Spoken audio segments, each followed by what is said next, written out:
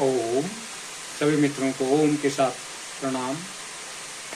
आज योग कक्षा में नहीं जा सका बारिश के कारण, तो मैंने सोचा कि यहीं पर कुछ अभ्यास कर लूँ। अभी तक मैंने कुछ जॉगिंग और 12 बार सूर्य नमस्कार पूर्ण किया और अब कुछ समय प्राणायाम में देंगे। तो प्राणायाम में मैं 5 चरणों में एक आज फिर भस्त्रिका बताऊंगा, ध्यान से देखें। इससे आपके फेफड़े, आपका हृदय, आपका मस्तिष्क बिल्कुल 100% ठीक से कार्य करेंगे और इसलिए इसको 5 चरणों में इस भस्त्रिका को जरूर करें। भस्त्रिका का अर्थ यही है कि शक्तिपूर्वक श्वास को लेना और शक्तिपूर्वक श्वास को छोड़ देना। श्वास को इनहेल और श्वास को एक्सहेल, अर्थात पूरक और रेचक। पूरक में पूरा शक्ति से श्वास को फेफड़ों के अंतिम शेल तक भर लेना, रेचक में पूरी श्वास को बाहर निकाल देना, अर्थात गंदगी को कार्बन डाइऑक्साइड गैस के रूप में बाहर निकाल देना।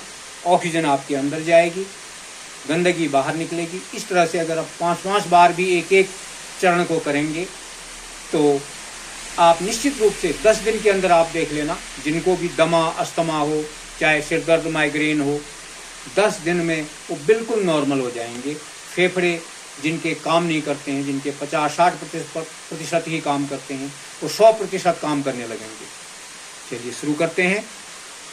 पहले क्या करेंगे, अंगूठे से दाहिनी नासिका को बंद कर देंगे, बाईं से शक्तिपूर्वक श्वास भरेंगे और शक्तिपूर्वक ही श्वास को छोड़ेंगे। ऐसे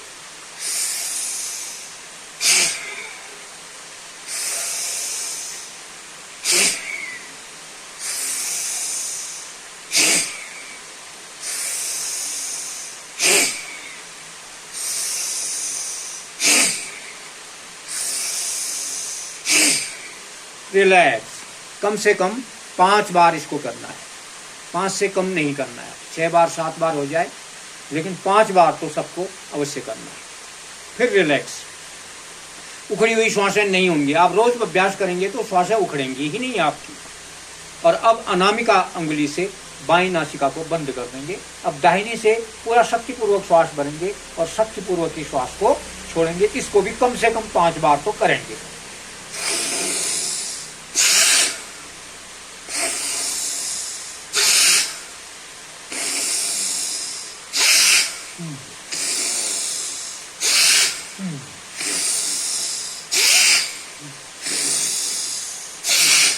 रिलैक्स। ये आपने 2 चरण इसके पूरे किए।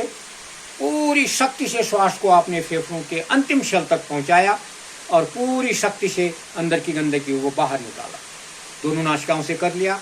अब इसका तीसरा चरण करेंगे।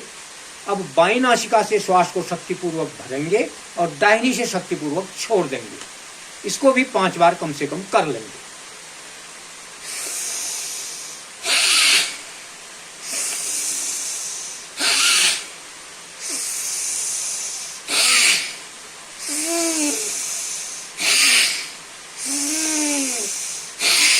रिलैक्स।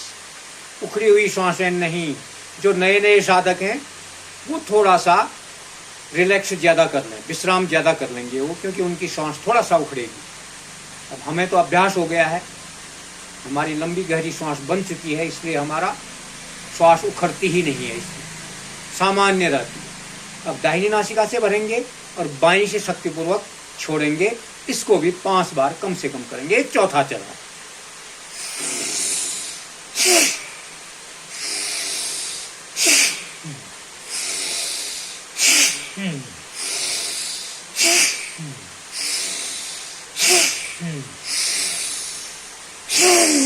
रिलैक्स।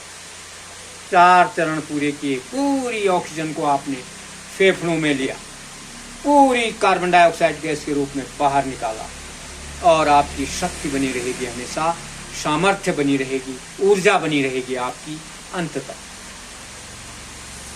उम्र का कोई गड़बड़ नहीं है इसमें। हमारी भी उम्र बहुत हो चुकी है, लेकिन बायोलॉजिकल एज 35 से 40 ही है। वह उतना हम काम कर सकते हैं, उतना शारीरिक क्रियाकलाप कर सकते हैं जितना 35 से 40 वाला कर सकता है। लेकिन उसका कारण क्या है? उसका कारण नियमित योगाभ्यास है। इसका 5वां चरण करते हैं भस्त्रिका का। श्वास भरते हुए दोनों हाथों को ऊपर ले जाएंगे।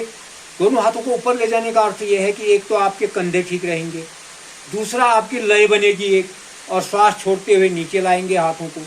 तो श्वास भरते हुए पूरा श्वास भरना है ऐसे।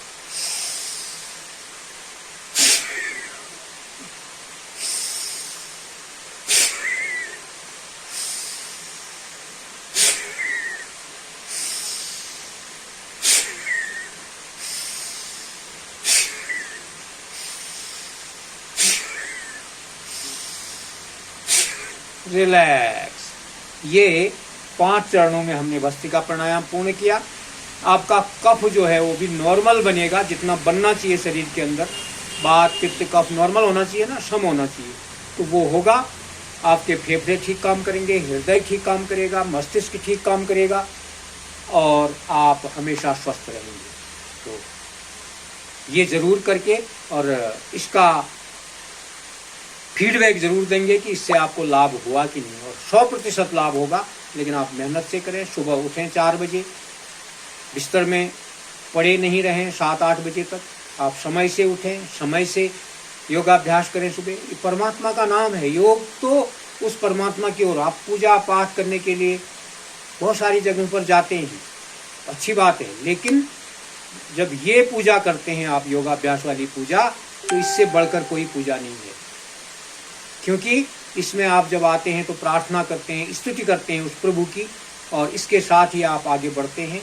और उसके बाद जब योगाभ्यास करते हैं, सूक्ष्म क्रियाएं, जॉगिंग, आसन, प्राणायाम और ध्यान साधना जब करते हैं, तो उस ईश्वर का आपके साथ इंटरेक्शन हो जाता है। उस ईश्वर से, आत्मा से जुड़ते हैं तो उस ईश्वर से जुड़ जाते हैं। तो ये आज के लिए बस इतना ही। आशा है कि आप योग की ओर अपने पैरों को बढ़ाएंगे और प्रतिदिन योग कक्षा करेंगे। पतंजलि योग समिति, हमारे गुरुदेव स्वामी रामदेव जी के पथ पर आप चलेंगे और इस ओर आएंगे। और पिथौरागढ़ में आप जहाँ भी हों, आप काफ़ी कक्षाएं यहाँ चलती हैं ऑफलाइन, तो उससे आप जुड़ सकते हैं, वहाँ पर आ सकते हैं। आप वहाँ योगाभ्यास कर सकते हैं, स्वयं को स्वस्थ कर सकते हैं, और स्वयं भी एक शिक्षक बनकर हम सहयोग शिक्षक भी बनाते हैं। मुझसे कांटेक्ट कर सकते हैं। जो भी सहयोग शिक्षक बनना चाहते हैं उनको एक प्रमाण पत्र मिलेगा, वो फिर निःशुल्क सेवा दे सकते हैं पूरे भारतवर्ष में, और बाहर भी दे सकते हैं अच्छे योग शिक्षक बनकर।